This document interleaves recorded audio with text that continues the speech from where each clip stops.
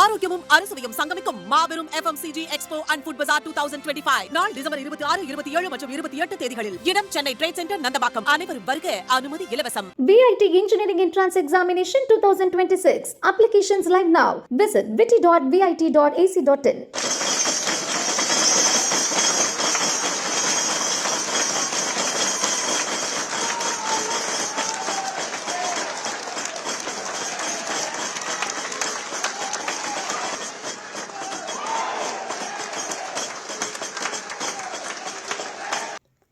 கேரள மாநிலத்தில் சமீபத்தில் உள்ளாட்சி தேர்தல் நடந்தது.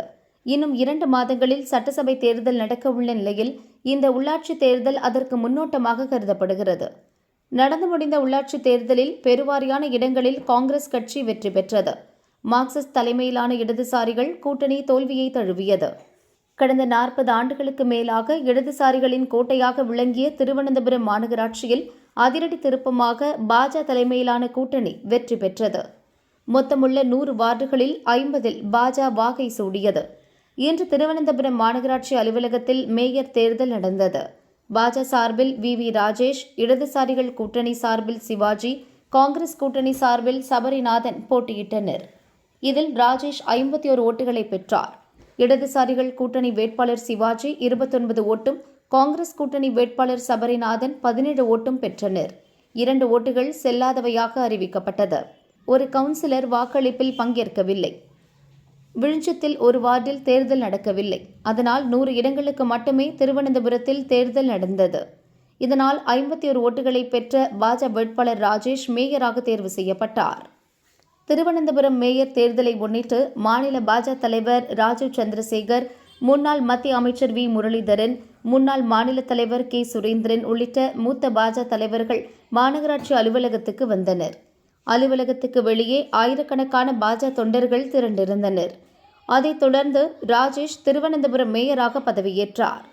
துணை மேயராக பாஜகவை சேர்ந்த ஆஷா நாத் பொறுப்பேற்றார். பாஜக தேசிய தலைவர் JP நட்டா மற்றும் செயல் தலைவர் நிதின் நவீன் ஆகியோரது வழிகாட்டுதல்களின் அடிப்படையில் திருவனந்தபுரம் மேயர் தேர்வு செய்யப்பட்டதாக பாஜக வட்டாரங்கள் கூறின. திருவனந்தபுரம் மாநகராட்சியை பாஜக கைப்பற்றியது ஆளும் இடதுசாரிகள் கூட்டணிக்கு பெரும் பின்னடைவாக பார்க்கப்படுகிறது.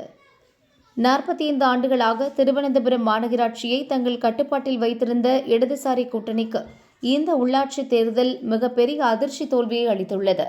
ஆனாலும் கோழிக்கோடு மாநகராட்சியை இடதுசாரிகள் கூட்டணி கைப்பற்றியுள்ளது.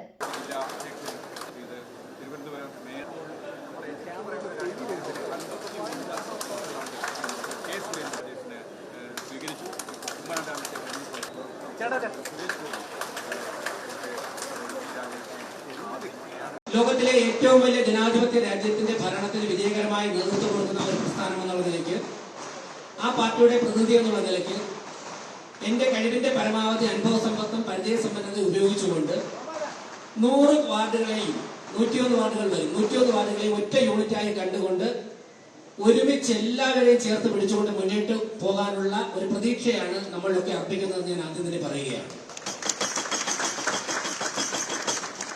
ഇവിടെ രാജ്യം ഭരിക്കുന്ന പാർട്ടിയുടെ പ്രതിനിധിയായിട്ടാണ് ഞാൻ വന്നിരിക്കുന്നത്.